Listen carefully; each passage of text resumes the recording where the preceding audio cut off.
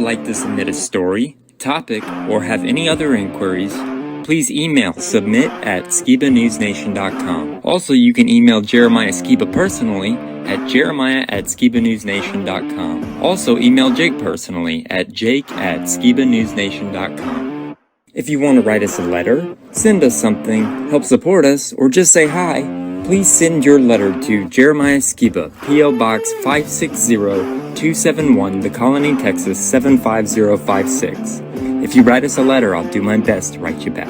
Hey Skiba News Nation family, thank you for watching. Please like, share, subscribe, and click that notification bell so you never miss an episode of Skiba News Nation. If you want to help support us, please consider becoming a Patreon, where you will get exclusive content, shoutouts, and much more. And you can also support our channel by getting yourself some new Skiba News Nation merch. Thank you for coming on this journey with us as we continue to stay on the quest for truth. Huge shout out to all our Patreon supporters. Thank you so much for your support. We couldn't do this show without you. If you want to help support us, go to patreon.com/Skiba News Nation. Also, you can listen to Skiba News Nation podcasts on your favorite podcast platform.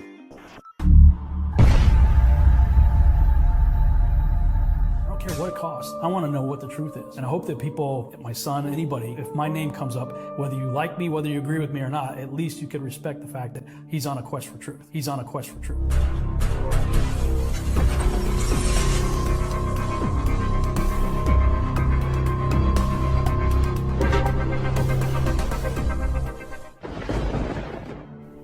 Welcome to Skiba News Nation, bringing you unfiltered views, news, interviews, discussions, and more. And now, here's your host, Jeremiah Skiba, award-winning musician and son of Rob Skiba.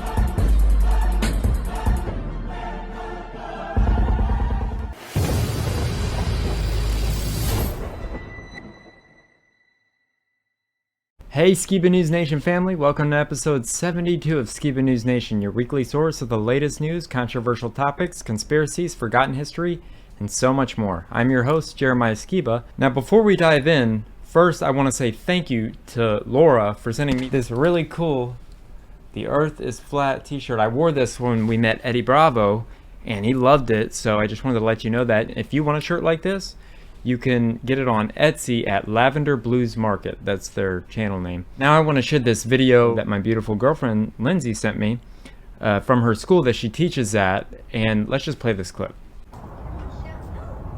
Now what do those look like to you? Looks like chemtrails. Yep. So much so that the parents that were working their kids into school were taking photos of these chemtrails, these rich people. I can't say where they're from for safety reasons. But yeah, isn't that crazy? So now as always, I'd like to introduce my great and insightful co-host. We're filming at different times, but my great and insightful co-host, Mr. Jake Grant. Welcome, Jake. Hey, what's up, everybody? I am here in Louisville. We just visited my brother yesterday. He was at the hospital, so I wanted to thank everybody for saying some prayers. They got him off the ventilator, but he's not out of the woods. They haven't figured out really what's causing his seizures, and I wanted to thank everybody who on my Facebook page was posting all types of solutions and cures and diets and stuff to treat medicine-resistant epilepsy. And so just wanted to give you guys a little update. Now let's dive right into some current news.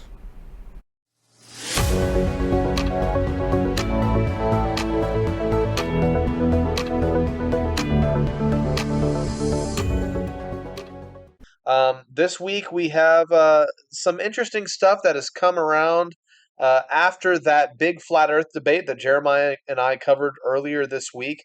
So really interesting to kind of see the aftermath of that. And I wanted to postulate that it is interesting to me the significance of the flat earth movement and how 2018, 2019, when people were first starting to realize that you could question the men in white lab coats and that appeal to authority that comes along with NASA and trusting government space agencies and such. translated to a healthy distrust in men in white lab coats of another sense during the medical kind of deception that happened since 2020, 2021. And so there's a really interesting connection there because if you look at it from the perspective of those who might be deceived by certain kind of agendas, then if you have already subconsciously made that appeal to authority when it comes to space programs and NASA and scientists in white lab coats, when it comes to a topic that doesn't necessarily directly affect you and your life today, such as what they tell us about the space programs and cosmology and gravity and such, then if you've already bowed in a certain fashion to that mindset, subconsciously you've already been groomed and prepared for the next iteration of men in white lab coats telling you you must believe and obey and do something, which was the medical deception that happened over the past few years. And of all the medical professions, right? I've heard it more said that doctors have the God complex than any other, right?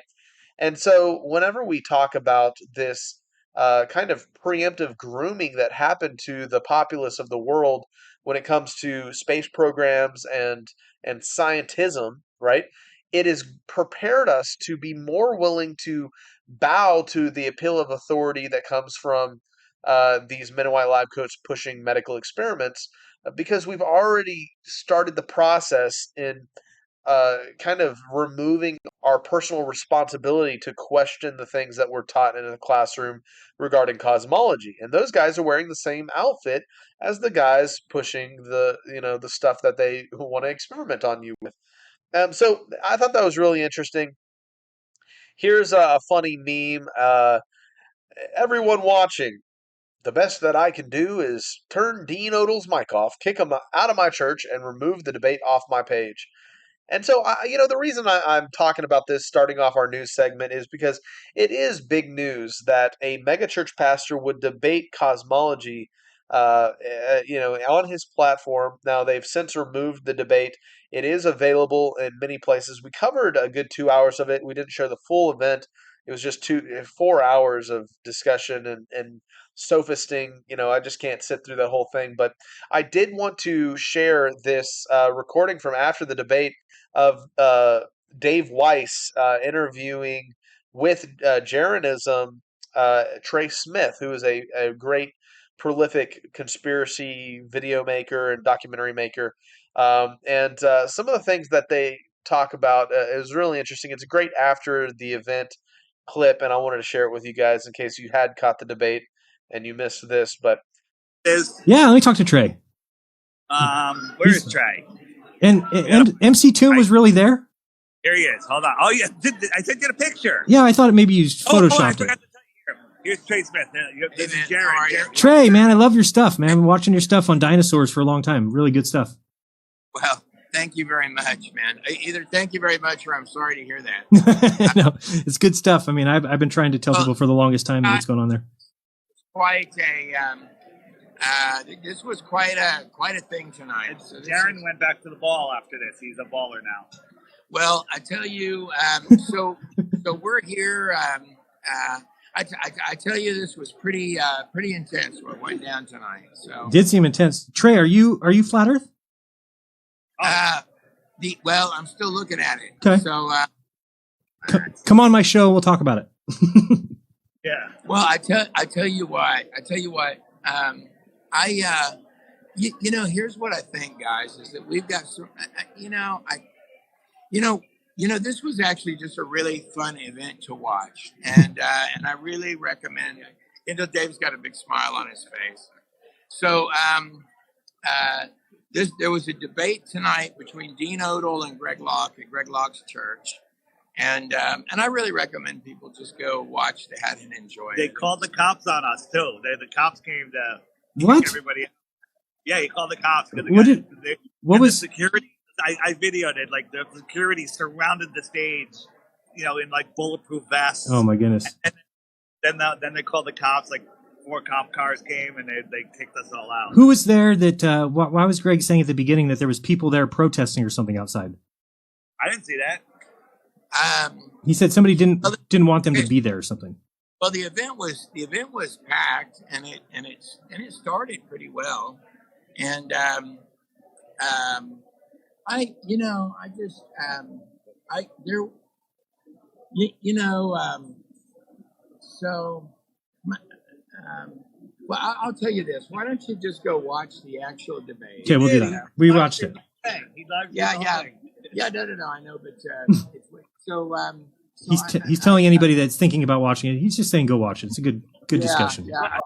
All right, so there you have it from the mouth of Trey Smith. We'd love to have Trey on the show sometime. It would be really great to get to connect with Trey. He's investigating this topic as well. And as he suggested, if you haven't yet, go check out the debate. It really is an interesting, fun event to watch. Crazy that they had the cops called on them is one of the reasons I wanted to show this clip because from the mouth of Dave Weiss, the cops showed up and had to usher everyone off. But really, the topic is a really interesting one because if there's a cyclical pattern happening where if the Most High allowed the flat Earth movement to happen in the years of 2017, 2018, 2019, it kind of prepared people to be skeptical of established science when it came to the medical deception that happened just a few years later. And so I wonder if this is not a resurgence of the conspiracy topic of flat Earth, perhaps it, spreading around the Christian community. That's once again getting people to garner a healthy distrust in established quote unquote science in the off chance that this is the Most High preparing the world for another wave of pseudoscience pushing medical experiments. So that's one of the reasons I found it so interesting. Uh, Here's a significant meme I saw posted. People, even many Christians, say, what does it matter if the world is flat or round? What does it matter? The heliocentric model is the foundation for atheism, the Big Bang, evolution, and atheists hate flat Earth because it proves there is a creator. Heliocentrism promotes a random, meaningless, purposeless, accidental universe, and the Bible teaches that the flat Earth cosmology, with over 200 Bible verses back it up. And one of the interesting things during the debate we saw is that the Pastor Greg Locke was debating the consistency of verses on that famous 200 plus verses meme that was put out by Nathan Roberts. And even Dean Odell admitted he disagreed with some of the verses that were chosen on that list, but it doesn't discount the fact that this was the cosmology of the ancients, and the scripture does have numerous verses that do support the ideology of closed, geocentric, flat, non-rotating, Earth. And so this is a very significant kind of element to understanding, the Christian side of flat Earth and how the Bible verifies it. But for those of you who are kind of on the edge and you're very skeptical on this topic, I highly want to recommend this video right here, put out by Rob Skiba. I'm not going to show the whole video, but just wanted to reference it because a list that Dean showed during his segment of presentation on the debate we covered earlier this week, you can check out on our live stream tab of the Skiba News Nation channel, is Debunking Flat Earth 101. And I think you guys will highly enjoy it if you've never seen it or if you're skeptical of this whole flat Earth topic.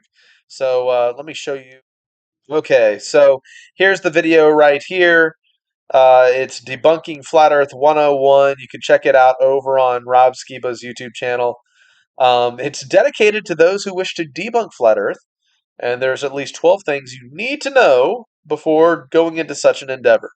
So it's a really great video. It's about an hour long. If this whole topic and us covering the debate between Greg Locke and Dean Odell has sparked your interest, there's no better place to start, in my opinion, than going and checking out some of Rob's content and his presentations.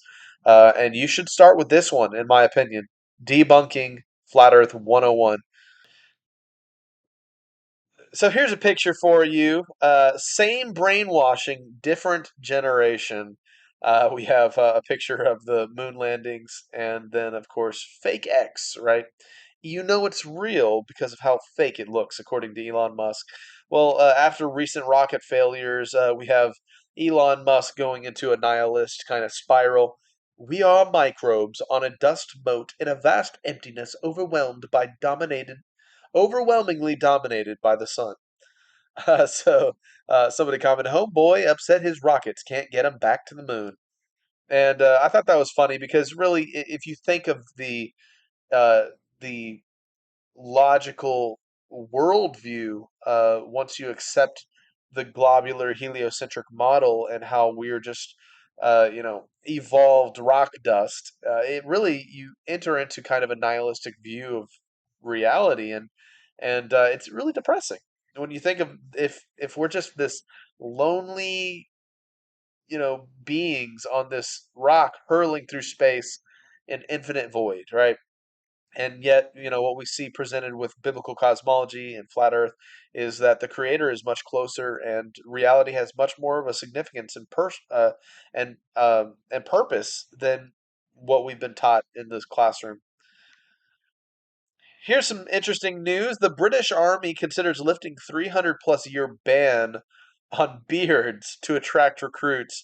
This is funny as it goes hand in hand with our report from last week, how the United States is having these army recruitment videos that depict straight white men joining the military, and also the recent ban lift on men who had rejected the medical experiment being welcomed back, who were previously dishonorably discharged for refusing the medical experiment of the past 2 years that may not be named. So, very interesting sign to the times of them really filling up the army with manly men who are willing to fight.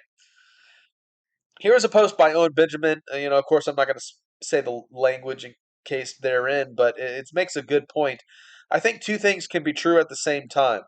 Foreign entities that want to embarrass America can release information to embarrass and divide America, and that is also true. It's embarrassing and dividing liars from people wondering what they were going to tell us, the greatest lie, right? The moon landing, and the worst thing that ever happened, the I can't say that word on YouTube, hammered into our heads our whole lives is retarded, and our money isn't actually backed by gold, and they intentionally are trying to make kids dumb, gay, and suicidal in tax funded schools. So, hammering a few points there, Big Bear. Um, I thought that was an interesting little post. We've heard over the past year this push for 15-minute cities. Well, I thought this meme was very poignant in describing how it actually works. You have a 20-minute city, somebody with a nice little house there. You have a 10-minute city, a very close packed neighborhood, kind of suburbia thing. You have a 5-minute city, which is very densely populated apartment buildings. And then you have a 1-minute city, which is basically a jail cell. And just systems of control, and the ridiculousness of them trying to implement these 15-minute cities to save the environment. And all it looks like is them, uh, you know, creating bounds for the working class slaves that we have today. In regards to the Israeli Palestinian conflict, both sides need Christ. Well, I thought this was a great meme here from Celebrate Truth. This premise that with all this fighting, with all this war, we have to understand the importance of, you know, understanding these people are people too on either side. But this conflict would never have erupted if people were believers, if they loved the Almighty and their leaders weren't leading them to genocide and death, and weren't leading them to war. And so, regardless of the propaganda, pro-Palestinian propaganda, and the pro-Israeli side, the concept is that both sides need the Messiah, and that's something we can't forget. So don't be blinded by the divisive nature of the recent war in the Middle East concept that's being pushed on mainstream media, because we have to really remember, what's most important, and this is ultimately true. Both sides do need Christ. Here's a funny picture. I consented to the illusion of choice. It looks like an I voted sticker, right? Well, I thought this would be interesting for you guys to hear. Rules adopted by the Democratic National Committee in 2022 leave the DNC as the sole authority to appoint a presidential nominee, were that nominee to resign after the August 2024 convention. No vote or primary is needed. Now, here's what it says: filling a vacancy on the national ticket in the event of death, resignation, or disability of a nominee of the party for president or vice president after the adjournment of the national convention. The national chairperson of the Democratic National Committee shall confer with the Democratic leadership of the United States Congress and the Democratic Governors Association, and shall report to the Democratic National Committee, which is authorized to fill the vacancy or vacancies. Very interesting. So, what does this mean with this coming 2024 election cycle? Well, the best part, we'll be watching all the DNC NPC accounts on X seamlessly shift from Biden is the best thing to ever happen to America to Biden destroyed America within 1 second of the announcement.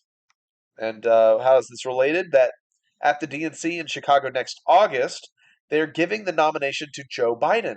Then, shortly after the DNC is over in Chicago, for health reasons, Biden will resign the nomination, not the presidency, the nomination, which allows them to put whatever candidate they want. So it's an interesting possible way that this coming election cycle plays out, and they can thumb right in without having to have a nominee go through the primary elections. So, what's up? It's the V Street boys, y'all, in the house. V Street, all in the house. Here's a post I can't actually read out loud, but hopefully you guys can see what this is getting at. Um, Whenever you see the headlines and the correlation with what's being posted now in November 2023 and what was being pushed in 2021 and the medical experiment, it really does make you want to look like this guy. You know, the world is crazy, right? So let me get this straight. The UN, the WEF, the WHO is once again calling for lockdowns around the world due to another pandemic. Uh, I'm not trying to say the word. It's a pandemic. No, I'm saying it wrong purposely. That oddly mirrors the exact same one from 4 years ago, all of which Billy Gates accurately predicted while claiming these V's are due to climate change. Sure, right. The UN is a useless joke. Um, so, just more interesting things being pushed by the unquestionable, who you can't criticize, right?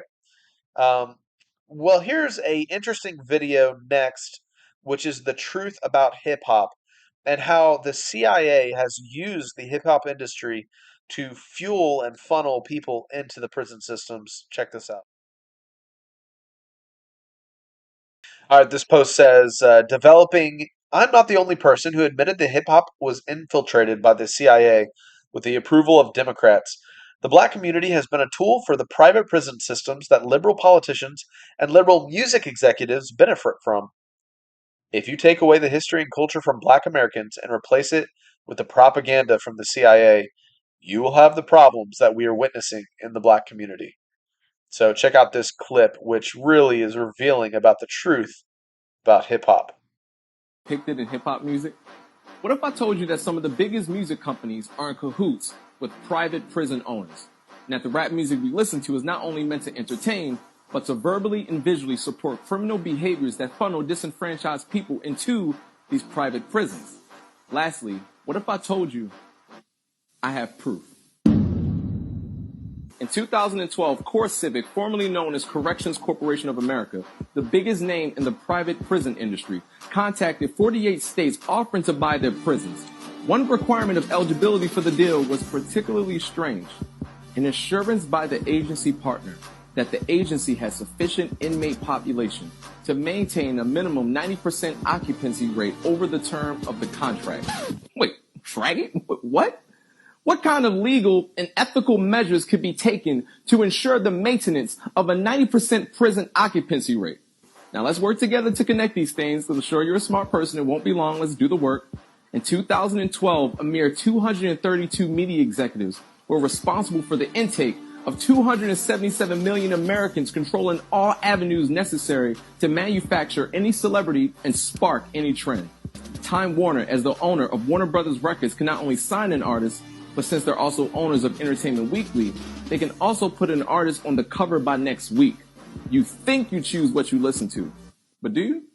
Both BET and MTV belong to Viacom. Okay, now I know that's not news to some, but when the use of these media conglomerates is cross-checked with ownership of the biggest names in prison privatization, it's starting to get a little fishy. The largest holder in CoreCivic, formerly Corrections Corp of America, is Vanguard Group Incorporated. Vanguard is the #1 largest holder in both Viacom and Time Warner. Vanguard is also the largest holder in the GEO Group, the second largest owner of private prisons in the U.S. The overlap in private prison / mass media ownership is disturbing. Let's make this clear. The people who own the media are the same people who own private prisons, the exact same people. They make money from getting so-and-so from the hood to glorify the life they live, and they don't care about the impact it has on others because money is the motive. Then when the music influences others in criminal behavior, they make money from all the impressionable low-income people of color that are expected to go inside their private prisons. A music industry executive who was present at that first meeting between CIA, private prison, and music industry executives has written a confessional letter detailing exactly what went down on that fateful day. Take a look at this. A secret meeting that changed rap music and destroyed a generation. Damn. So it says, hello. After more than 20 years, I finally decided to tell the world what I witnessed in 1991, which I believe was one of the biggest turning points in popular music and ultimately American society. I have struggled for a long time weighing the pros and cons of making my story public, as I was reluctant to implicate the individuals who were present that day. So I've simply decided to leave out the names and all the details that may risk my personal well-being and that of those who were, like me, dragged into something they weren't ready for. Damn. Hold on, let me, So we gonna tell the story. We gonna tell the story. We ain't scared. You know what I'm saying? What they gonna do? They after us, not just playing. Look, that black van. So look, so he says, between the late 80s and early 90s, I was what you may call a decision maker with one of the more established companies in the music industry. I came to Europe in the early 80s and quickly established myself in the business. The industry was different back then, since technology and media weren't accessible to people like that, like they are today. The industry had more control over the public and had the means to influence them any way it wanted. Right. This may explain why in early 1991, I was invited to attend a closed-door meeting with a small group of business insiders to discuss rap music's new direction. Rap music's new direction. Yeah. Little did I know we would be asked to participate in one of the most unethical and destructive business practices ever seen. Crazy. So this was the meeting. The meeting was held at a private residence on the outskirts of Los Angeles. I remember about 25 to 30 people were being there. Right. Most of them familiar faces.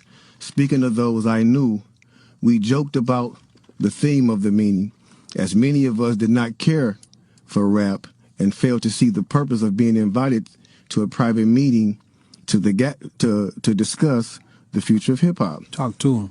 Among the attendees was a small group of unfamiliar faces who stayed to themselves and made no attempt to socialize beyond their circle.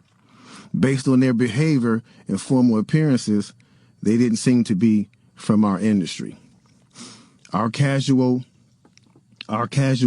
chatter was interrupted when we were asked to sign a confidentiality agreement preventing us from publicly discussing the information presented during the meeting. Needless to say, this intrigued, in some cases, disturbed many of us. The agreement was only a page long, but very clear on matters and consequences, which stated that violating the terms would result in job termination immediately. We asked several people what this meeting was about and the reason for such secrecy, but could not find anyone who had the answers for us. A few people refused to sign and walked out. Nobody stopped them. I was tempted to follow, but curiosity got the best of me. That's right. A man who was part of the unfamiliar group collected all the agreements from us. So now it's going to get to the good part because the meeting about to start. Talk to him, Jake. It says, quickly after the meeting began, hold on one second. Get your popcorn, y'all. Popcorn, get your pistol. No, for real though. Quickly after this meeting began, one of the industry colleagues, who shall remain nameless like everybody else, thanked us for attending. He then gave the floor to a man who only introduced himself by first name and gave no other details about his personal background. I think he was the owner of the residence, but that was never confirmed. He briefly praised all of us for the success we had achieved in our industries and congratulated us for being selected as part of this small group of decision makers. At this point, I began to feel slightly uncomfortable and the strangeness of this gathering. The subject quickly changed as the speaker went on to tell us that the respective companies we represented had invested in a very profitable industry, which could become even more rewarding with our active involvement. Damn. He explained that the companies we worked for had invested millions into the building of privately owned prisons, and that our positions of influence in the music industry would actually impact the profitability of these investments. Then he says, I remember many of us in the group immediately looking at each other in awe and confusion. At the same time, I didn't know what a private prison was, but I wasn't the only one. Sure enough, someone asked what these prisons were and what any of this had to do with music. We were told that these prisons were built by privately owned companies who receive funding from the government based on the number of inmates. Mm-hmm. The more inmates, the more the government would pay these prisons. Mm-hmm. It was also made clear to us that since these prisons are privately owned, as they become publicly traded, we'd be able to buy shares. Most of us were taken back by this. Again, a couple of people asked what this had to do with us.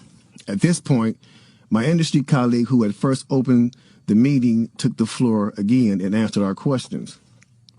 He told us that since our employees had become solid investors in this prison business, it was now in their interest to make sure that these prisons remain filled.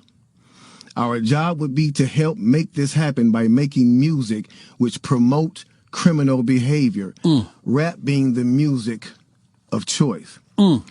He assured us that this would be a great situation for us because rap music was becoming an increasingly profitable market for our companies, and as employees, we'd also be able to buy stocks in these prisons.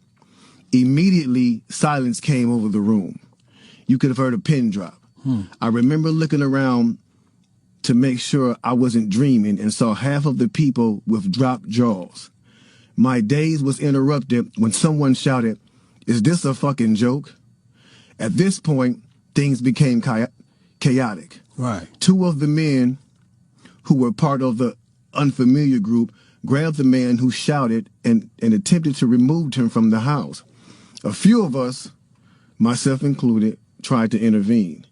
One of them pulled out a gun, and we all backed off. They separated us from the crowd, and all four of us was escorted outside. My industry colleague, who opened up the meeting earlier, hurried out to meet us and reminded us that we had signed an agreement and would suffer the consequences of speaking out about this publicly, or even those who attended the meeting. Damn. I asked him, why was he involved with something so corrupt? And he replied, it's bigger than the music business and nothing we can do. And no, it's bigger than the music business and nothing we want to challenge without risking consequences.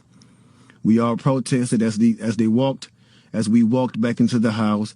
I remember word for word the last thing he said. It's out of my hands now. Just remember you signed an agreement. He then closed the door behind him. The men rushed us to our car and actually waited until we drove off the property. Damn. So this meeting, bro. Now that's a lot for a meeting right there. Oh yeah, definitely. You know, and this person later on, he said, you know, this person actually ended up leaving the music industry after this happened. With a few years after this, he ended up leaving the music industry. Okay. And he said he just, like, you know, over the years he just felt guilty, because he said as he sat back and he watched these plans come into play, come to a reality over 2 decades, he sat back and was like, wow, they really pulled it off. Yeah. They really pulled this off. He was like, they were told not to sign any more political rappers, any more rappers that had messages in their music. No positivity. It was all to be gangster rap music that they promoted and put out. So if you wonder where Brand Nubians went, where Poor Righteous Teachers went, where Public Enemy went, where KRS-One went, and all sorts of groups like that was talking, even Queen Latifah and Moni Love and those, you know what I'm saying? It's a back door. Yeah, anything that was harmless, fun rap, you know, anything that had a message in it had to go. Yeah, that's why if you even notice though, we talk about that all the time. Even be brief with it, you know what I'm saying? Those charms that came out like maybe in 1988, 89, the African charms, those they lasted for about 2 years and they disappeared real quick. You know what I'm saying? Yeah, definitely. Now, after reading all this, you know, it actually made me feel a few different ways. The first emotion I felt was shocked, because I was definitely taken back by this, just knowing the level of evil that's involved by even thinking of a plan like this. You know what I'm saying? The second emotion I felt was anger. Anger because it's not enough for them to exploit our culture and make all the money off of it. Mm-hmm. Because let's keep it real, the industry has never been favorable towards the artists. Never. But they're going to go beyond the artists to get the artists to influence and lure in the consumer, which they knew at the time were mainly minorities. Yep. In other words, keep promoting gangster rap so that the youngsters will be influenced by them, which in turn will incite them to want to act like them, and it's a very good chance they'll end up in their prison. Yeah. So they're getting paid twice. They're getting paid from the artists they signing, and then they're getting paid from the people that these artists influence that goes to prison trying to be like these artists. Yeah. So they making a killing. A killing. They're using the music business to promote their private prison business. My man is right there talking that right. 1988, a man named Tom Beasley, man. That's the co-founder of the corrections for Corporation of America. That's a CCA. You know what I'm saying? Excuse my French. I'm reading this thing right there real quick. It's the CCA. So in 1988, he founded that, and this is in straight concert with the same thing. So it's like the music business. You do what you do on your side. And over here with the corrections facilities, we're going to do on this side, because in 1970, there was 500 prisons. You know what I'm saying? Only 500 prisons in the United States. To this day, there's 1,700 prisons right now. That means big business. I'm talking about that done flippled over. You know what I'm saying? If flippled over is a word. Because they're making a lot of money off of these things per inmate. You know what I'm saying? So getting with the same thing of the music, it all went hand in hand, and we just partying at the same time. So us as the artists is the tool they use. Yeah. The music is the bait. Yep. And the young consumers are the prey. It's a cold game. Cold game, bro. Cold game. All right, so there you go. It's a cold game, and I think the agenda and the way that media is used, this example is just a microcosm of what can be used in a lot of other realms to further agendas and put more money into the pockets of those who wish to have power and control and wealth. All right, so and of course we saw a great example of that with the past few years, how mainstream media and a lot of spokespersons for the WHO and the medical experiment that was being pushed on the masses kind of justified a cyclical pattern where if they can give you something to make you a lifelong patient, then you go and buy their pharmakia.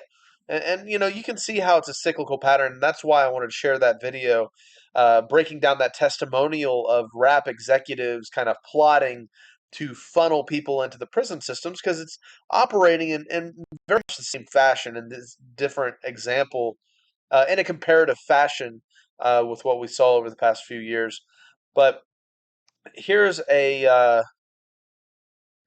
but here's another quick video. This came out in June 2023, and we've covered the directed energy weapons and the topic of what happened in Hawaii with the wildfires there. We've also covered this during the wildfires that were happening in California. But here's a testimonial of somebody who believes that Antarctica and the research stations there are being used for more than meets the eye.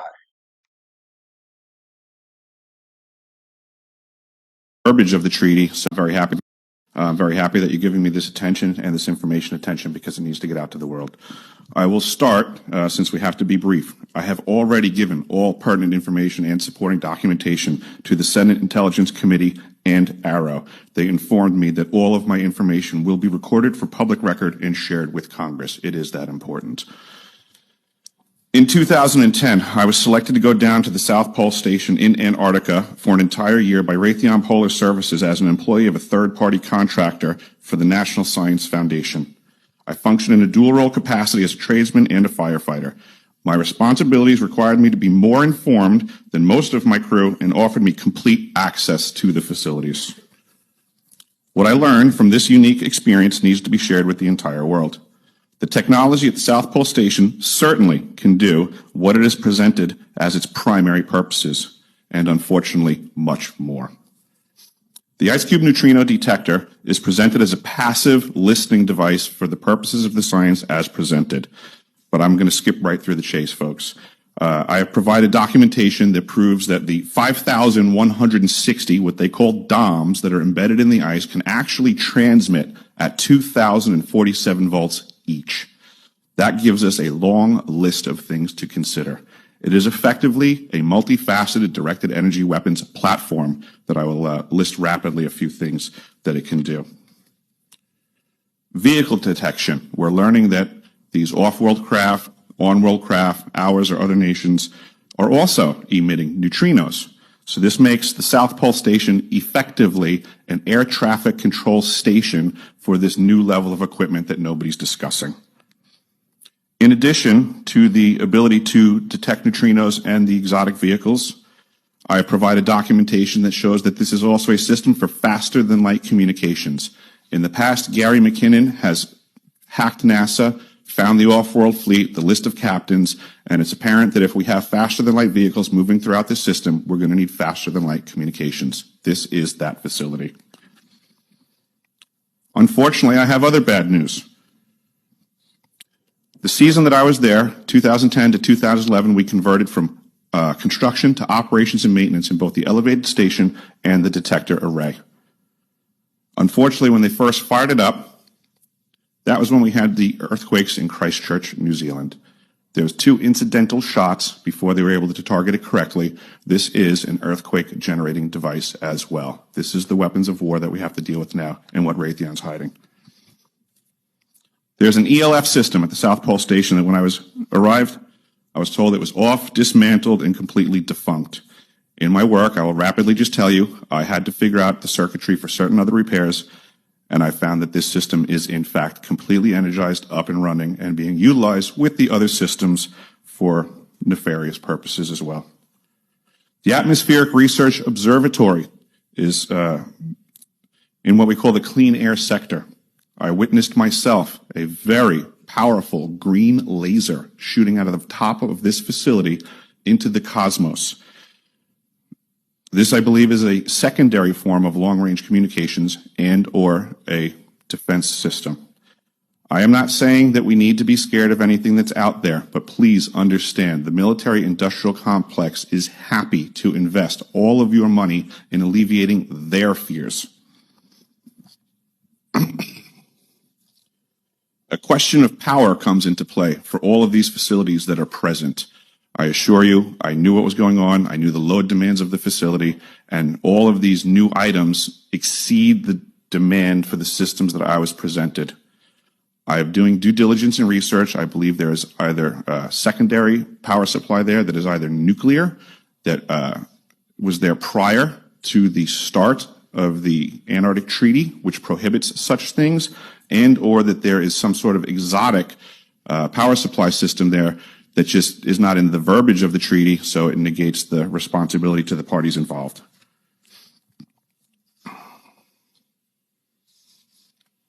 I think that pretty much covers it for time. If anybody wants to find out more, I have a website where all this information is at. For brevity, I'll wrap it up, but you can go to deciphering.tv. I've documented all of this stuff.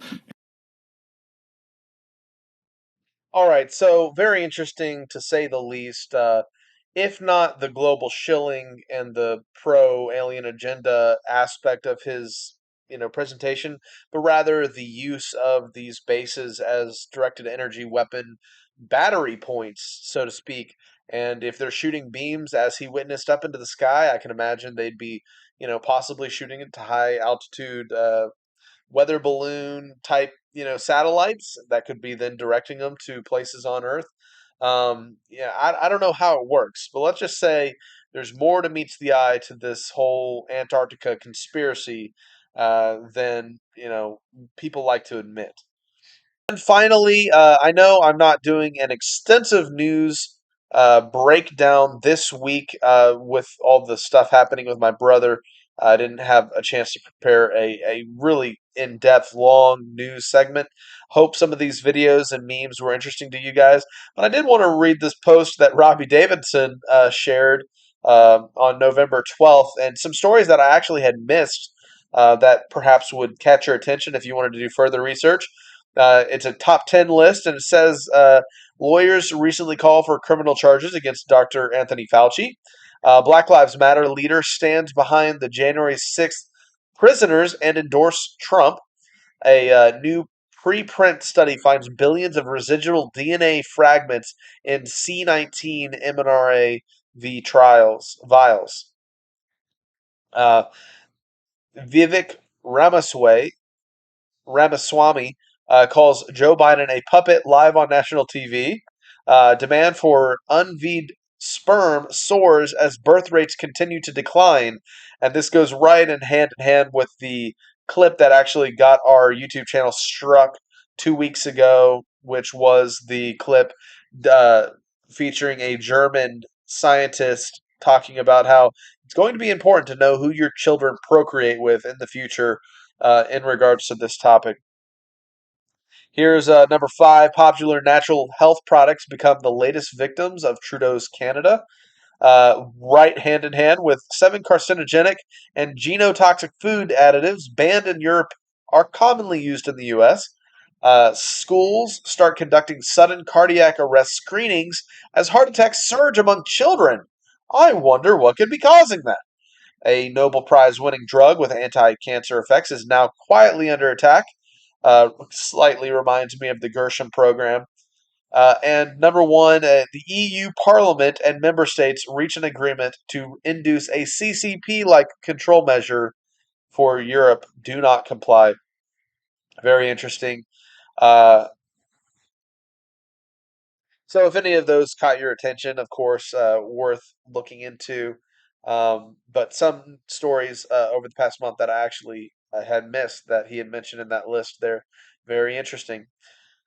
All right, so that's all the news for this week. Thank you guys for your prayers for my brother. I know it was an extensive news segment this week, but we've been traveling quite a bit. I wanted to get something out there for you guys to watch and some clips to entertain and, spark some conversation possibly. Thank you, Jake, for another great current news as always.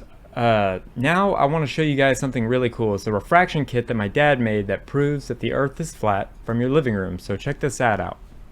Globalists, guys, these are people who believe in the globe now. They are the ones that said, hey, the atmosphere really is acting like a lens, and they put a lens in front of the camera to show how it works. So I'm just doing what they're doing. I'm using the same logic that they're using, the same science that they're using. And, science is all about testable, observable, and repeatable data, right? So, to alleviate the problem of distorting the edges because the magnifying glass ring is too small, and I got these plastic magnifying sheets and came up with another way of doing the same thing using the sheet right here. Set the city up, a little cutout of the city, and now I've got the big magnifying glass sheet, bring the camera right up to the lens. See, that's the normal view of the city. Now let's back up again. The science is the same of that of a lens. Here's a simple example. So if you're looking at Chicago here, The atmosphere really is acting like a lens. yes. Atmosphere really is acting like a lens, and this is how much of the city is missing due to the lensing effect, the magnification of the atmosphere. You're missing, a good portion of the city just by pulling my iPhone back on a 3-foot long desk. That's how much I lost of the city. And as with any scientific experiment, you always try to improve upon what you did before. So I got some foam core, made a little housing for the magnifying sheet, and pasted the city on the back there, and I made it as 2 separate pieces so that I could flex it as necessary, because I think that there are different types of atmospheric conditions that would allow for more magnification versus less magnification. Just go out into a field, something like this nice flat field out by my apartment complex, lower your iPhone to the ground to simulate us, because we're really small on this massively large plane, right? Straight horizontal plane. Then go ahead and walk away from your camera on this flat horizontal plane, and just for the fun of it, let's go ahead and bring the city in here, and I'll try to keep my head right between those 2 buildings right there, and I'm going to pull the city along on this flat, straight, horizontal plane, pulling the city far away, and just simply due to perspective lines, look at what we end up with, boys and girls. Amazing, isn't it? Now let's bring the water line in to simulate water instead of grass, and get rid of the background there with some sky. Now let's slide our little city over here, put the big city back in, and, well, just due to perspective lines, this is how much of the city magically disappeared. So based on what we've just seen here, apparently all you either need is atmospheric magnification, refraction, or perspective lines. Either one or all 3 can easily account for the obscuring of the lower parts of cities, and ships for that matter, with no need of curvature whatsoever. But just as sort of a bonus round, if perspective works for ships and for cities, I guess it would work the same for the sun too. So maybe this explains sunrise and sunset on the flat Earth. Works the same way. Perspective. Pretending my face is the sun. There you go. It's not rocket science. You don't get to pick the anomalies that seem to agree with your views and ignore the common observations that don't, and still call yourself an honest investigator. That is intellectually dishonest.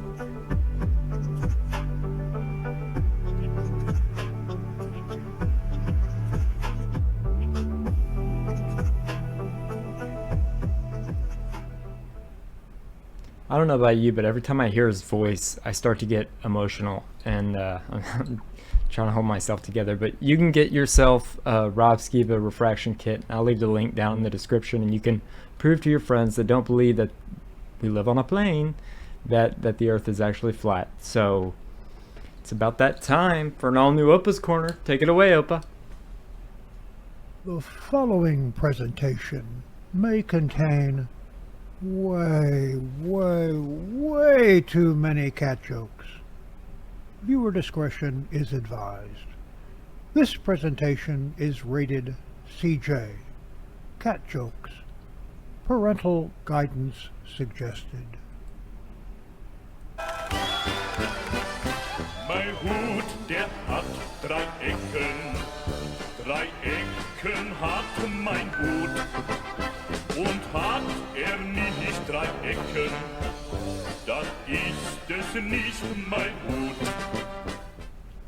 Welcome to another episode of OPA'S Corner.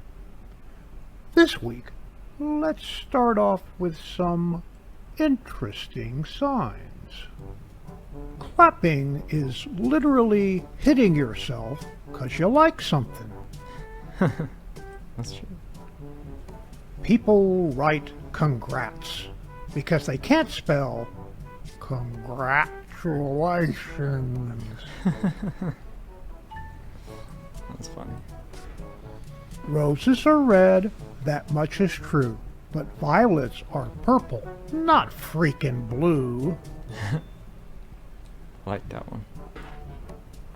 To err is human. To blame it on someone else shows management potential. Boomerangs and attention deficit disorder do not mix.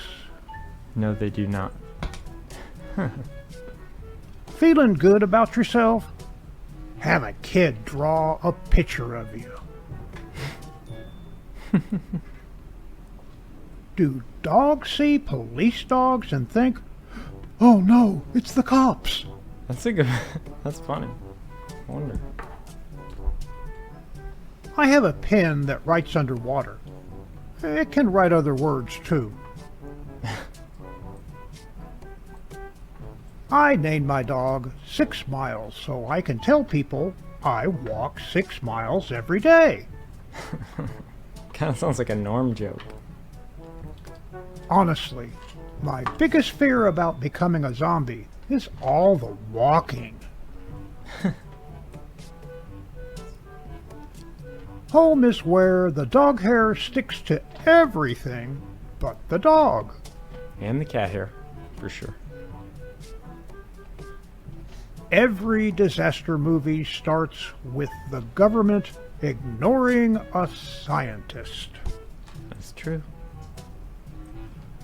This class has gone 0 days without singing, "We don't talk about Bruno."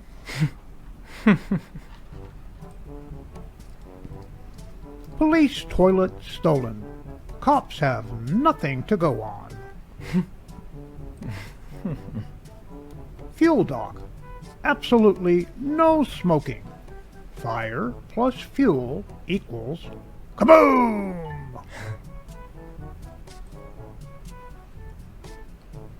In ancient times, cats were worshipped as gods. They have not forgotten. No, they have not. Why do flamingos stand on one leg? If they pulled up the other leg, they'd fall. Yeah. That sounds like a Norm joke, too. It amazes me how much exercise and extra fries sound alike. When bees move into a new hive, do they have a house swarming party? Nothing is truly lost until your mom can't find it. Laughter is the best medicine. Or queso. It might be queso. Cats can memorize 120 commands, but they don't want to. Having cats in the house is like living with art that throws up on the carpet. Yep. Frog parking only.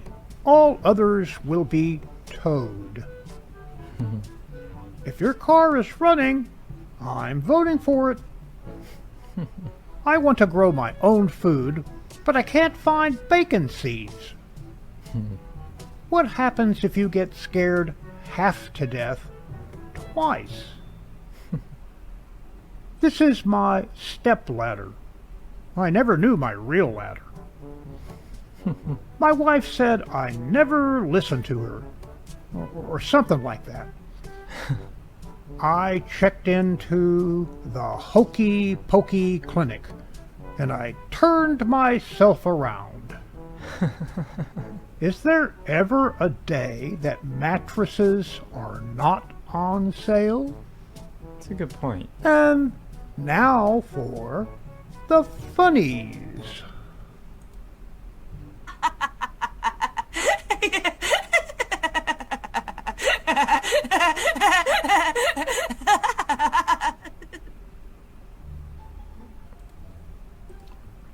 You're supposed to say what you're thankful for, not why humans should be thankful for you. I like my way better. Yep, I sure do. Charlie loves me, though. Historical note.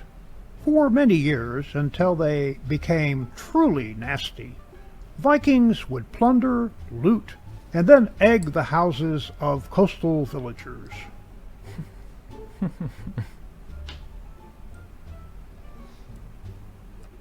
Kitty Kitchen. My mouse is quite undercooked because you spent 10 bloody minutes playing with it. Sorry, Chef. What do we want? Catnip! When do we want it? Right meow! No more laser pointers. My presence is not an invitation to pet me. I bite because I love. It's all true. Seconds before his axe fell, Farmer Dale suddenly noticed the chicken's tattoo. The tattoo that marked them both as brothers of an ancient Tibetan order sworn to loyalty and mutual aid.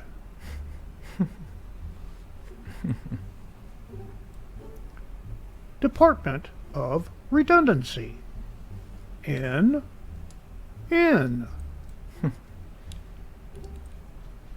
Baby carrots. Oh, that's where they come from?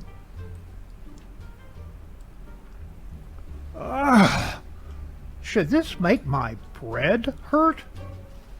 You better believe it.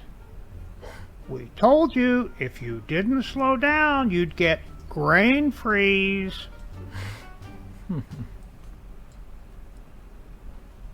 This fare is a little more expensive, but the in-flight entertainment is a piece of string. Book it.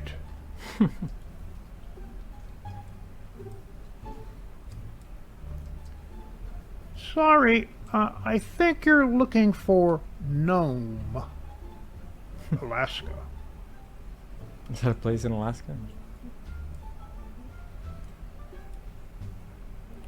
We were hoping you could teach us how to make another species become our servants.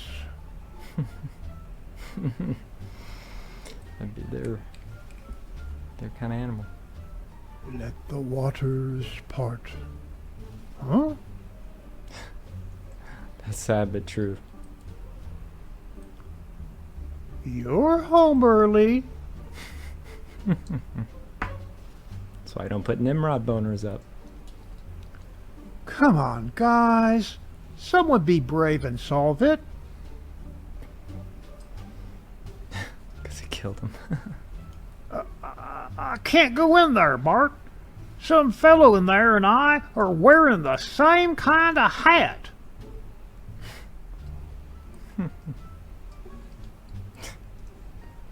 Well, folks, with only seconds to go, this race is too close to call.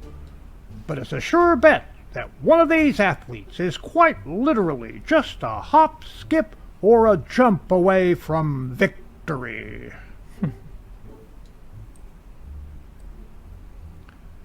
Remember, it's may I take your plate, not may I lick your plate. Yeah, that's a tough one for me.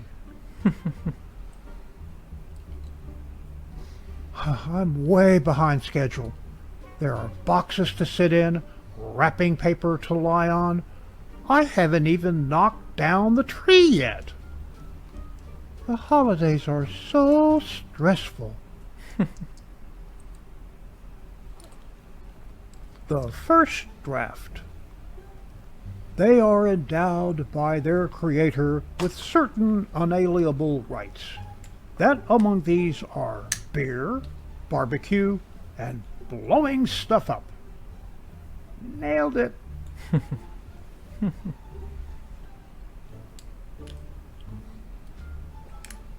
Cat talk shows.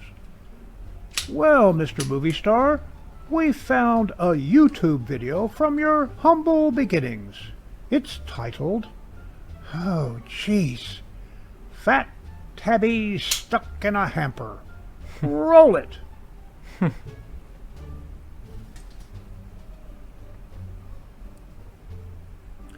Kickstarter, the Dachshund launcher.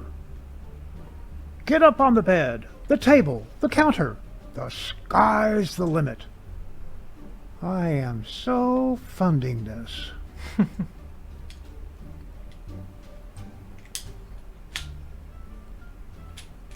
Wow, you're good at this. Knock them off the table. Yeah, they are.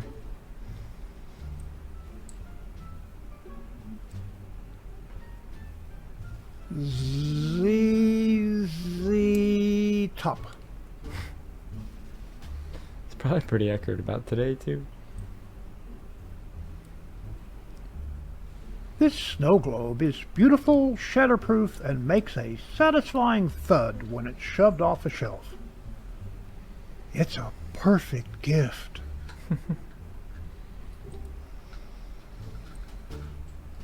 What was that tick, tick, tick, tick sound? Pounce on face, bat doorstop, knock over glass, non-stop meowing, attack blinds, scratch mattress.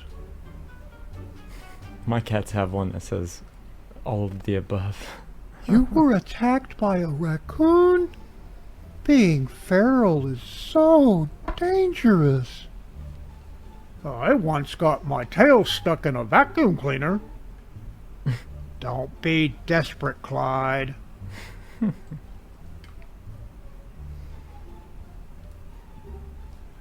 A forced wedding instigated by the father of the bride.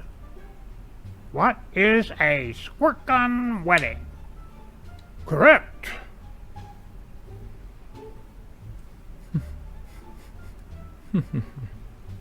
I wish I could get a fidget spinner. That's funny. It's my latest work. I call it What's Left of the Curtains.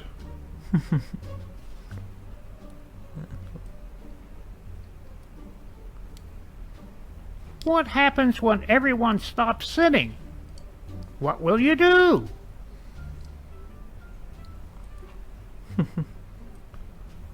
You'll love it. They have all kinds of stuff.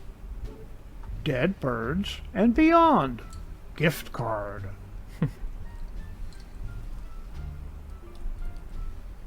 Once the kids left, I moved into an orthotic. I just couldn't do those stairs anymore.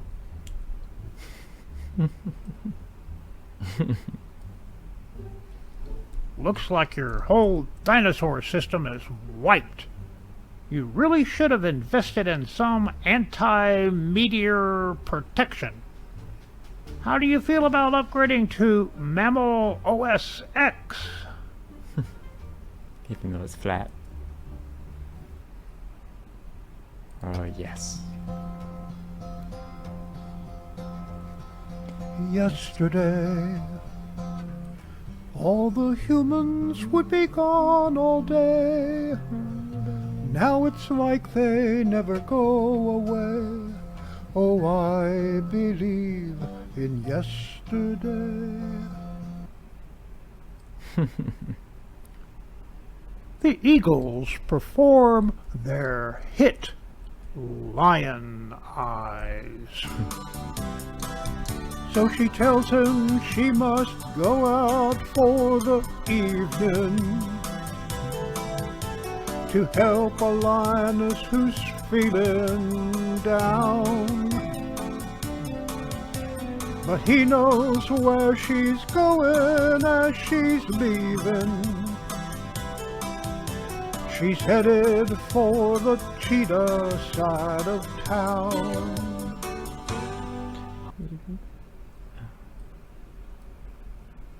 Charlie, you got some new digs. That's awesome. And that concludes another OPA'S Corner. Mein Hut, der hat 3 Ecken. 3 Ecken hat mein Hut. Und hat nicht Dreiecken, dann ist es nicht mein Hut. OPA'S Corner is now available on my own YouTube channel. Like, share, and subscribe.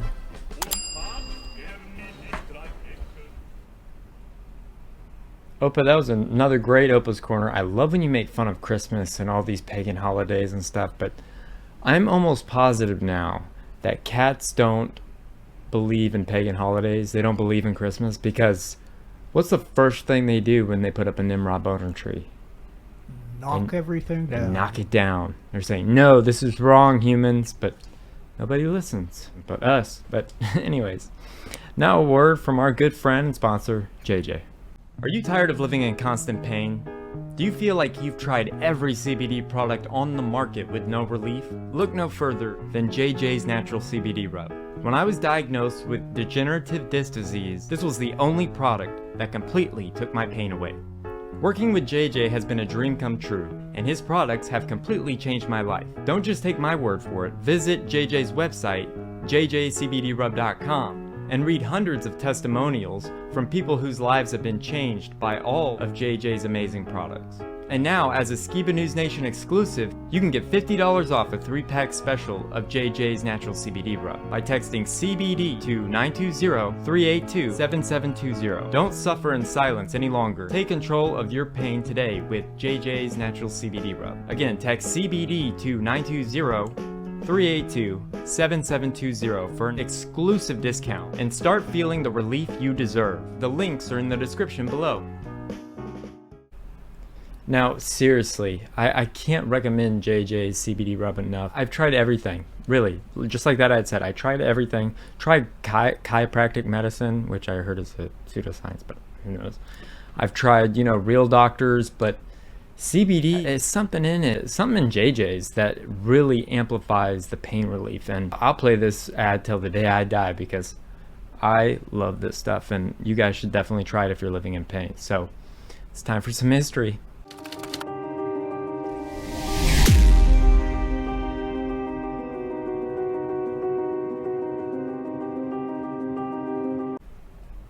So today for history, we're going to be talking about how to get rich as a politician. I feel like we always hear about how much politicians profit from like foreign aid and stuff. They never go into the full detail of what they're doing. So that's what we're going to be talking about in today's show. So let's play that first clip.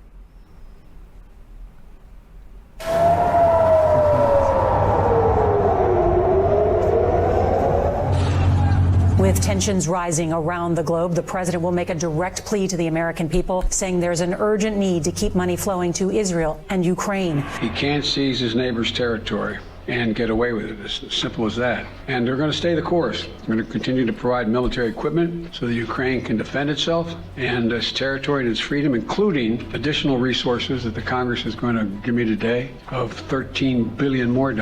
Since the war began, the U.S. has committed more than $113 billion in assistance to Ukraine. Well, President Biden is sending Congress an urgent request for military aid to support Ukraine and Israel in their respective war efforts. Now, according to multiple reports, the request is expected to be for just around $100 billion, $60 billion going to Ukraine, about $10 billion for Israel, and the rest going to Taiwan and to support the U.S.-Mexican border. America stands behind Israel, period. I also asked her whether America could afford to support two foreign wars at the same time, and a similarly clear answer to that: absolutely.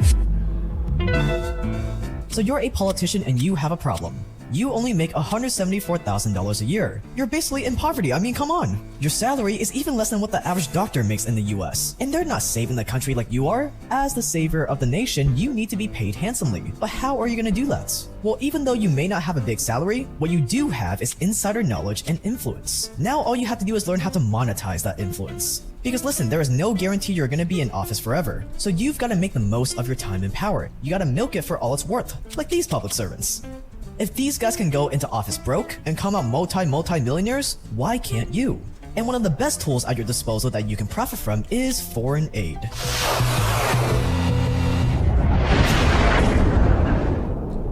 Yes, Americans are suffering, but everyone around the world deserves a little democracy, wouldn't you agree? We all know that most foreign aid is BS, but how and how can you benefit from it? This is Sean Spicer, and he's as much of a Washington insider as you can get. He served as the White House press secretary and communications director under Trump, so he has seen it all. And now he's dedicated his life to exposing how the system actually works. So sit back, relax, and let's learn how to skim off of foreign aid. Let's say you're a politician and you're running for office for the first time. Well, step number one is you're gonna need a lot of money. If you can't raise money, it doesn't matter. You can argue all day long whether that's a good thing or a bad thing or how corrupting it is. It's a truth. Campaigns cost money. They cost a lot of money. You need to pay for staff. You need to pay for get out the vote efforts. You need to pay for political mail, polling, TV ads, internet ads, a website, emails. All of those things cost money, and they're costing more and more. For context, if you want to become a senator, you're gonna need to spend an average of $15 million. And where are you gonna get that 15 mil? Well, you definitely don't have that kind of money yourself. You're probably still paying off your student loans. So you're gonna have to raise it. But who are you gonna raise this money from? Who is gonna have millions of dollars lying around just to throw at some new politician? Well, it's gonna be large corporations like BlackRock, Lockheed Martin, Raytheon, and so on. So what happens is, number one, you have to raise a lot of money to get elected. And you go to donors and political action committees that are companies and ask them to support you when you are running. Okay, great. So let's say you were able to raise a ton of money and you got elected. Great, right? Now you can finally start making a difference. Wrong. Now is not the time to celebrate and actually do anything, because now you have to immediately start worrying about getting reelected. And guess what? Getting reelected is going to cost even more money. And who are you going to get this money from? Large corporations like BlackRock, Lockheed Martin, Raytheon, and so on.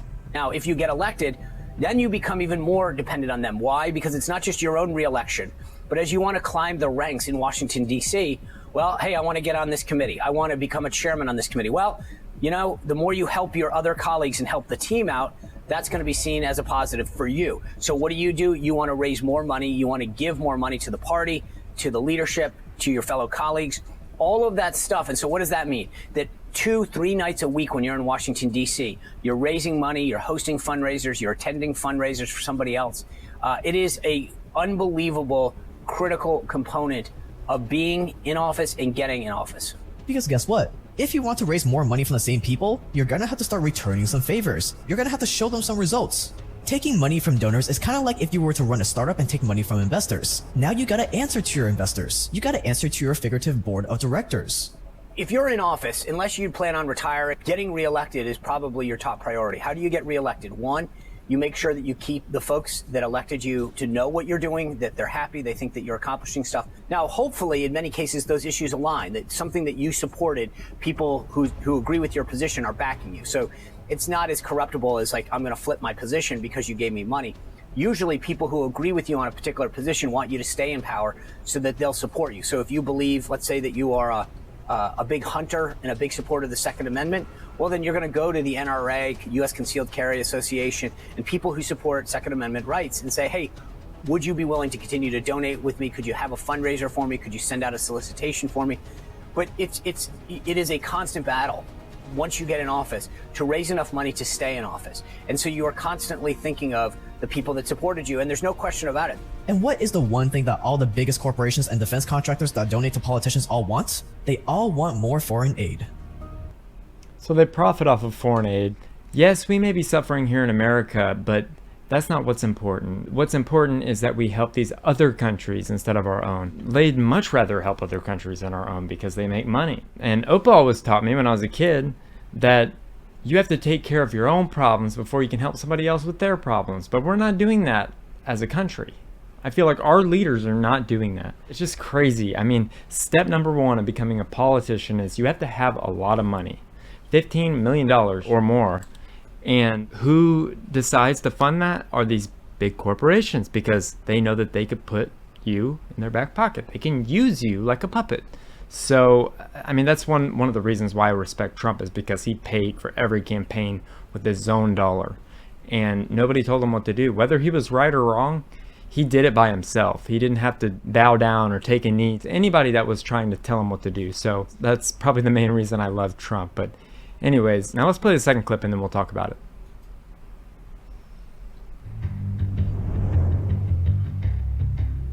right now you've got a lot of arms, ammunition, military equipment that's being spent. And Biden's own State Department put out a report talking about the massive corruption that's in there. So you say to yourself, well, then why? And I think part of this comes back to there are people that benefit from this. There are people that make a ton of money. So I've always said two things are always at the root of everything: power and money. And when you look at what's going on in a lot of foreign policy, somebody's benefiting. And what's happening in Ukraine is 90% or plus of the aid is in the form of munitions. We're sending them a weapon system, a plane, a gun, ammunition.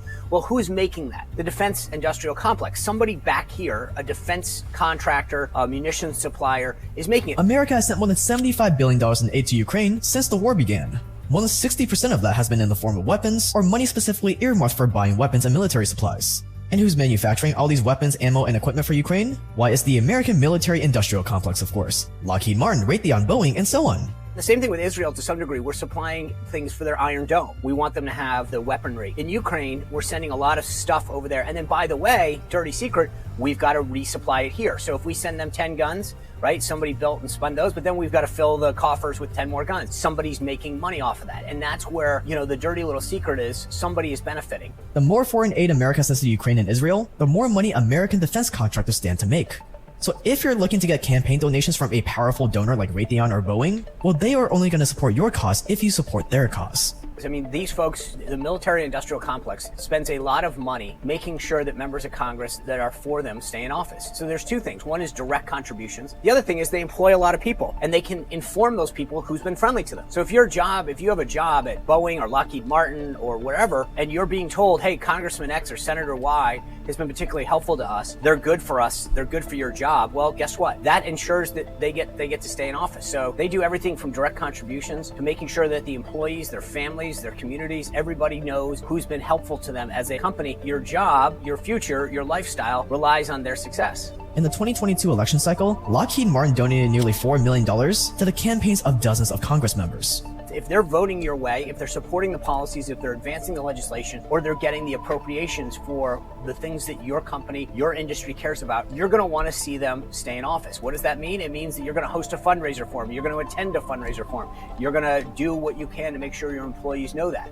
They'll even shamelessly donate to your campaign at the exact same time you're discussing possible foreign aid bills. But it's not just the obvious military contractors that profit off of supporting wars. It's also big money firms like BlackRock, Vanguard, and so on. So, I mean, so the defense industrial complex is making money off of the guns, weapons that we send to Ukraine. And that's crazy to me. I mean, we have sent over $75 billion to Ukraine since the war began. 60% of that has been in the form of a weapon. So that's pretty insane. I mean, I don't know. What are your thoughts, Opa? Well, it kind of mixed feelings because, all right, so we do send over armaments, tanks, things like that. And usually the stuff we send over is stuff that needed to be replaced anyway because they've been in our arsenal, the bullets and the missiles and all that stuff have been in the arsenal for a long time and it should be updated. So we send over all that stuff to them. And of course that cost us money to build. And then we spend money to rebuild those things, and that's money for people here with jobs and stuff like that. So in a way, I don't know, it's just kind of crazy. Yeah, it just sounds crazy that every weapon that we send over we have to remake. So that means that, I mean, what happens, say if Ukraine needs all these guns, we send them all and then we're making these new ones and then World War III happens. We're pretty screwed, Well, they keep a lot of armaments and stuff out in Colorado, in the mountain, just for the contingency of some kind of world outbreak.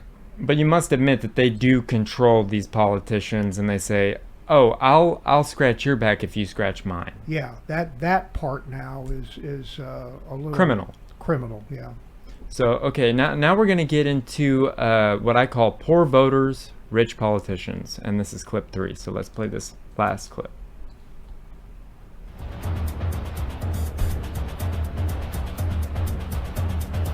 The average member of Congress, and I'm not talking about president or senator, but just your average House of Representatives member, is something like 12 times richer than the average American household. Once people get elected, they almost always get richer. The average member of Congress, I think it was in 2014, became a millionaire. And so I think that the gap has widened. And in the last 4 decades, the average member of Congress has something like doubled their net worth, while the rest of us are kind of treading water or maybe even going backwards in some cases. The next option you have to make money is a classic, influence peddling. And the greatest master at this were by far the Bidens. The stuff that Hunter Biden has done, I think, has exceeded any amount of grifting that I've seen in the past. The idea that you're sitting on the board of a company, Burmisa in particular, that he had 0 qualifications. I mean, he's not an energy guy, right? He doesn't have any foreign policy experience. And they're paying him a massive amount every month. Why?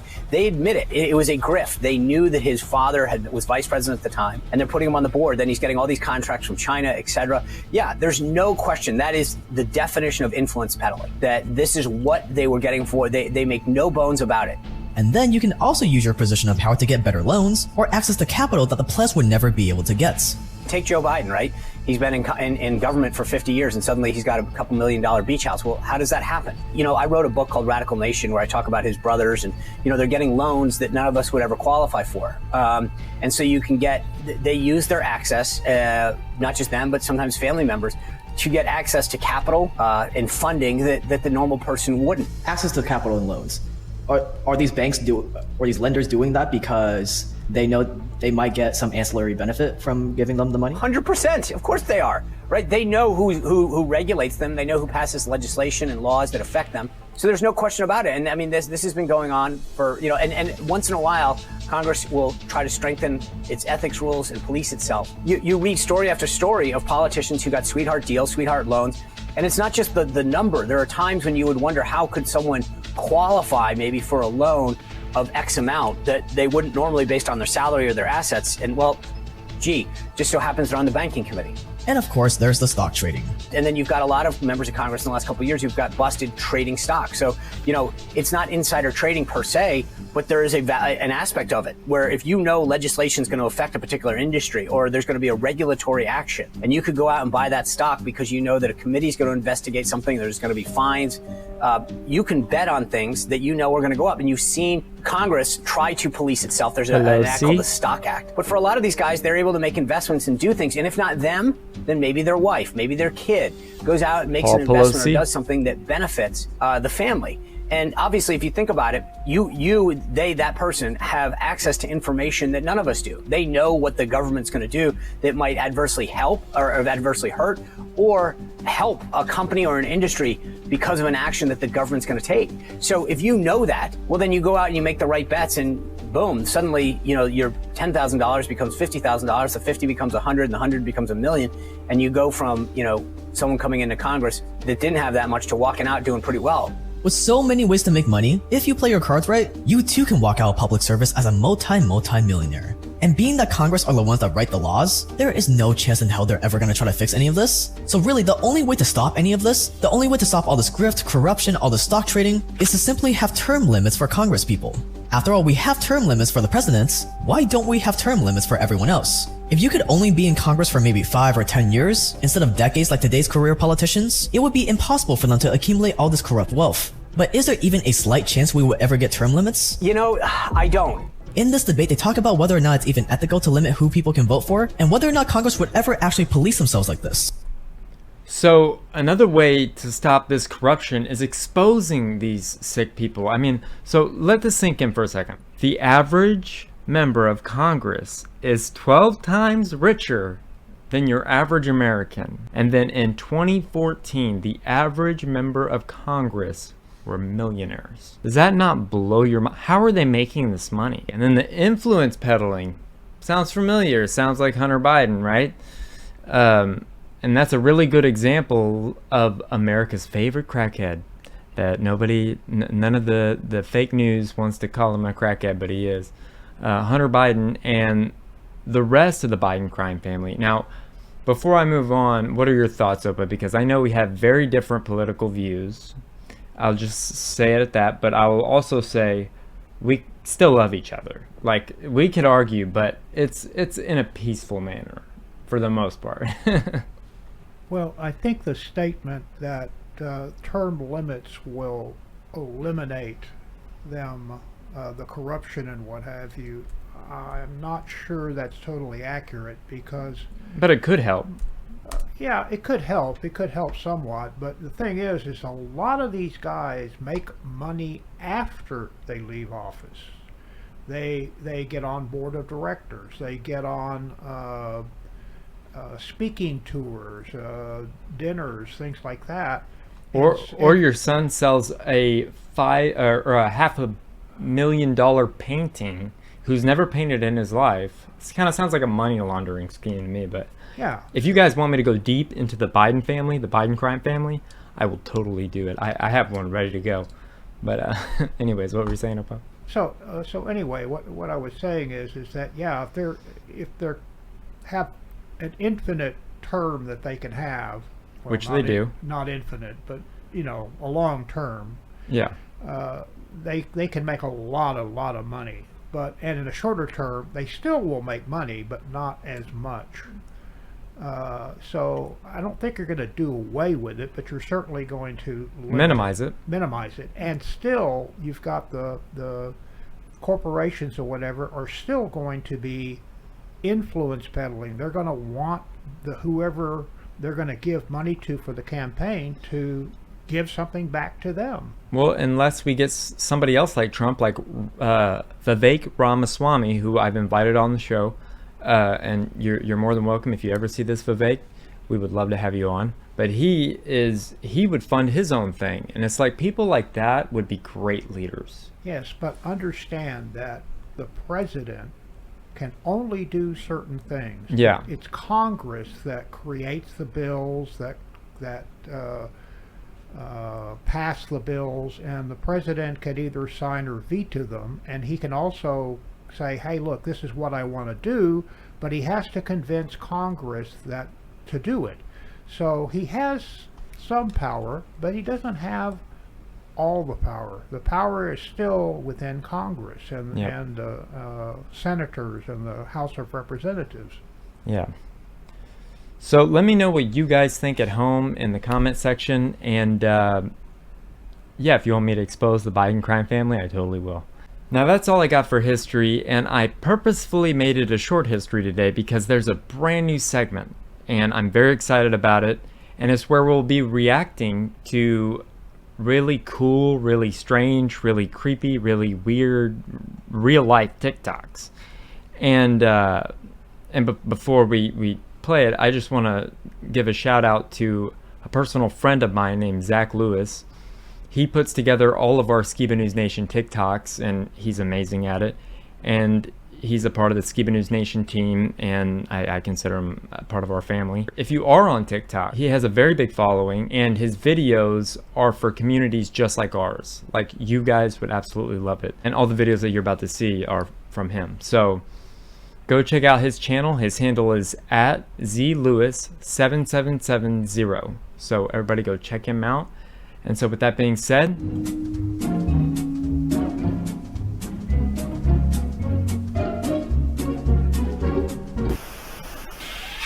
because I haven't been caught yet.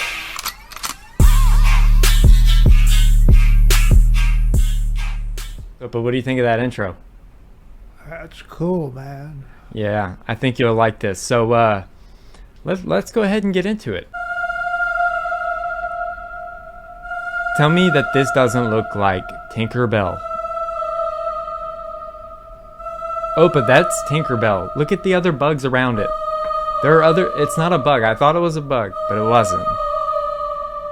It's weird, for sure. Looks like it has 2 long legs. I'm waiting for it to do this.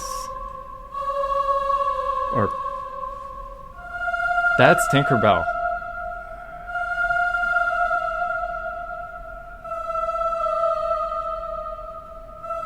She's looking for Bob Iger. She wants her money back. Or a pay raise. Maybe it's looking for Disneyland. Yeah. Well, this was shot in California, so... No, I'm just kidding. It wasn't shot. I don't know where it was shot. Could the pterodactyl still be alive?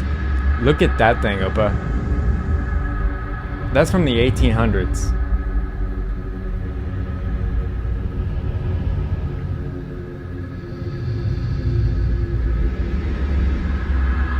I mean, I think it could still be alive. I mean, what do you think, Opa? That's possible. You know, the Loch Ness Monster could also be from the old prehistoric days. And there are a lot of places on this big flat plain that we've never, you know, been. So who's to say it couldn't be there? So that's the Pope. Look at the guy that he has his hands on.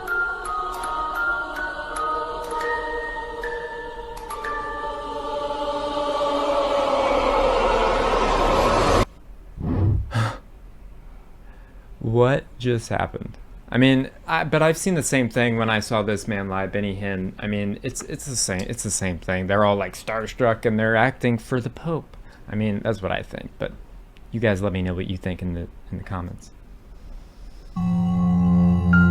This one I could not figure out.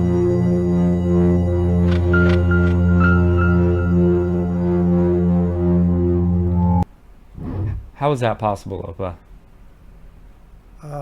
Strings. Strings? I really hope so. I hope that thing's not walking around in real life. Now look how big this fish is. What is that? It's like a whale with little arms. Did you see that? Little arms. There we go. Yo. Look at that thing. Hoist the colors high.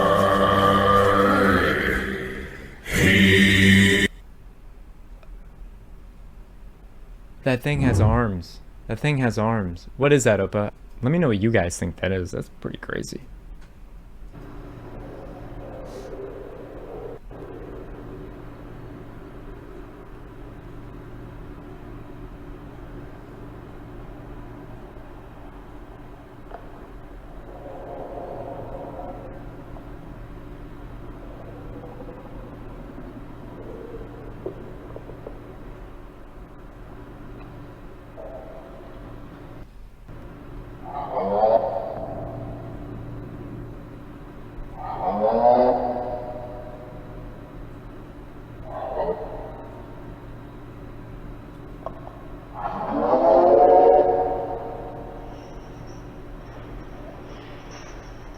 What the heck is happening?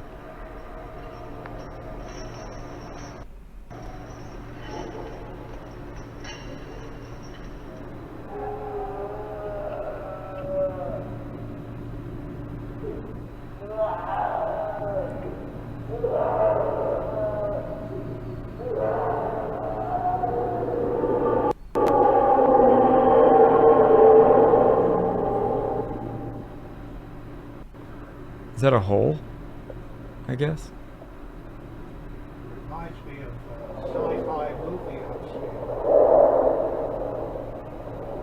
I mean, that sounds pretty scary.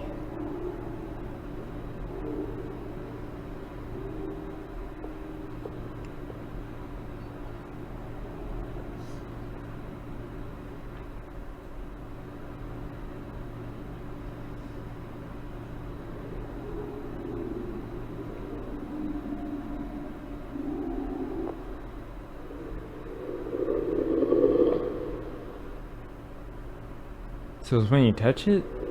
Whatever it is, it's big. You guys gotta let me know what that was, because I don't know. The Soviet Union drilled a hole more than 12 kilometers deep in Siberia, which shares borders with Norway and Finland. The project to drill into the Earth's surface began in the 1970s, when Soviet scientists wanted to learn more about the Earth's crust. Over 2 decades, they managed to dig more than 7.5 miles down into the Earth. The drill broke through into a cavity, and the scientists lowered some equipment to see what was down there. An extremely heat-tolerant microphone, along with other sensory equipment, were lowered into the well. The temperature was about 1,100 degrees centigrade, about 2,000 degrees Fahrenheit. But the real shocker was the disturbing sound that was recorded. They only got about 17 seconds of audio before the microphone melted, but it was 17 horrifying seconds of the screams of the damned. The screams of the hell. That's what we heard just a minute ago. Yeah. Oh no, this is it.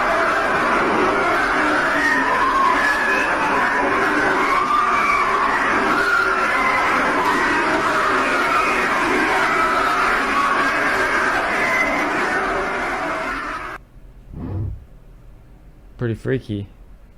We'll have to do more research on that one. But if you guys know any of the backstories or anything, just timestamp in the comments, just timestamp and tell us what video it is so I can relook at it and try to figure it out.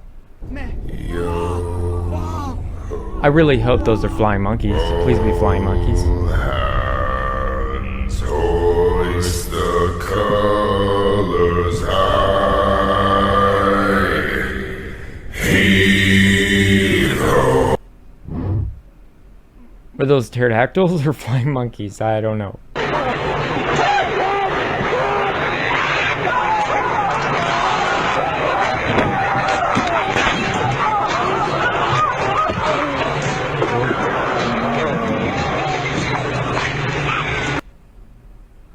Was that cop just attacked by, like, animals?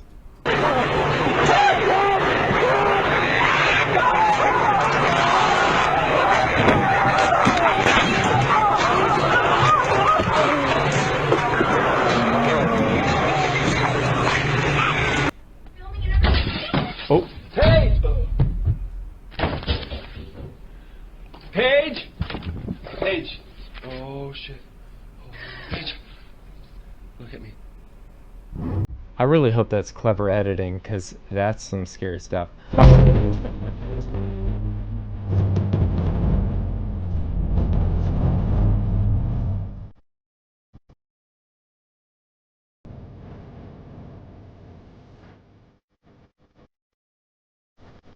Oh.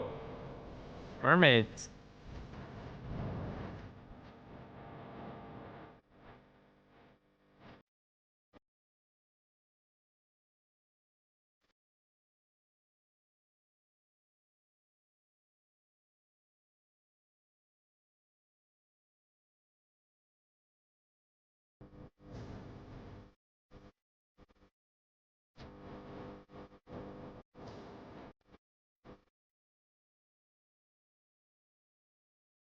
That's crazy.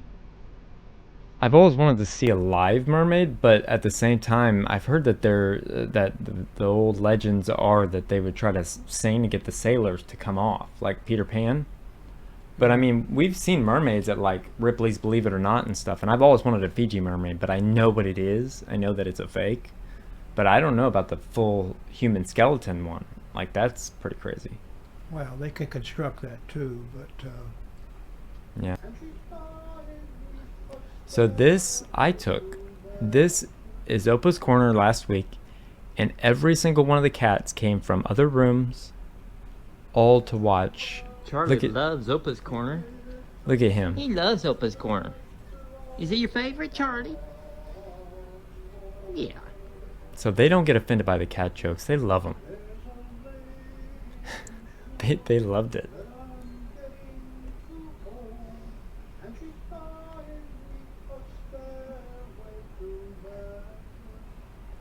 So that's it live too. So what do you think, Opa? The cats love it. I'm glad I have at least a couple of fans. Oh, you got more fans than you know. You good? Are you stuck? I am. Sometimes they can speak English.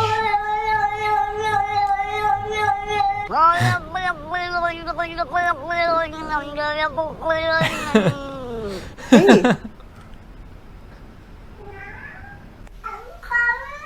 What did you just say?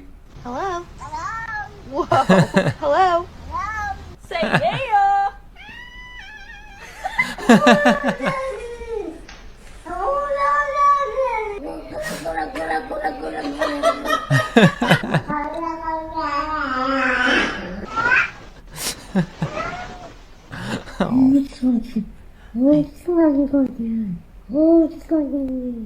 Where's the catnip?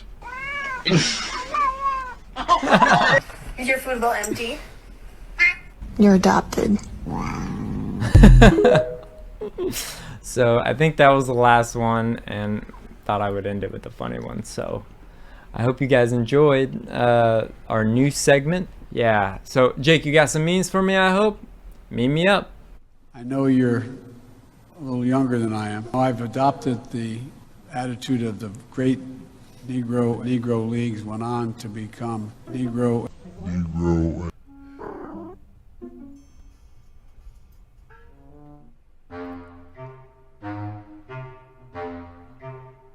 Meme me up.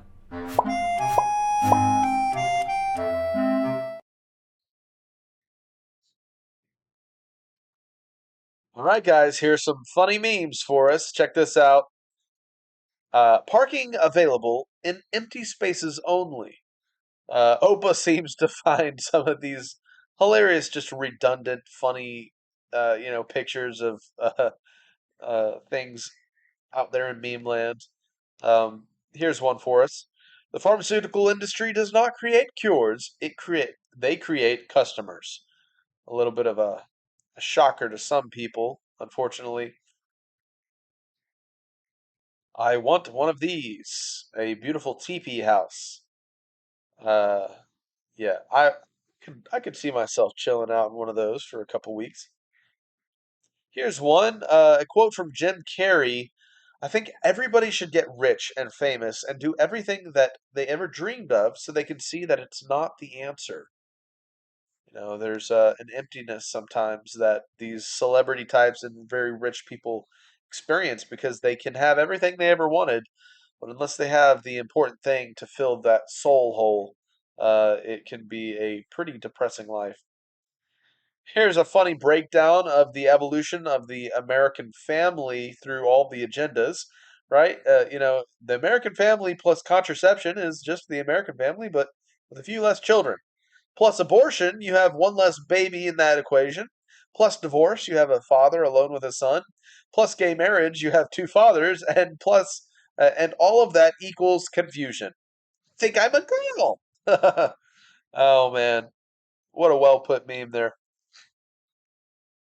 All right, a really cool bus house, tiny house. Opa sent over. Here's another one. I don't know how they. Is that a mirror or I guess the whole thing opens up to the elements. So I guess not the best one during a rainstorm, but pretty cool looking. Here's a gaming setup where the gaming setup is a gaming setup. Wow, very cool. Thank you, Opa. Some more cool cars submitted.